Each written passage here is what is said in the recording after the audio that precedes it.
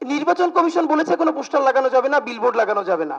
তো ঢাকা হাটে আমি আপনাদেরকে এটা, আলাল ভাই পাশে আছেন তবুও বলি ভাই রাগ করেন না, মানে আমার সাথে অনেকে স্বাভাবিকভাবে সারাদিন যেহেতু রাস্তায় থাকি ভাইরা ছবি তোলে, সেলফি তোলে।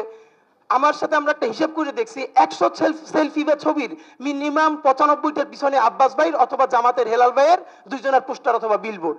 ঢাকা হাটের এমন কোন জায়গা আল্লাহর ওয়াস্তে নাই যেখানে দাঁড়িয়ে ছবি তোলা যায় কিন্তু পিছনেই প্রার্থীদের পোস্টার নাই। ভাই আমি গরিব মানুষ, আমার দুইটা পোস্টার লাগাবো এখন কই? তো পোস্টার তো বৈধ, তো এখন নির্বাচন কমিশন বলছে কি পোস্টার লাগানো যাবে না, তাহলে আপনি পোস্টার অপসারণ করতে পারতেছেন না কেন? 7 দিন সময় দিতে তুলে ফেলেন।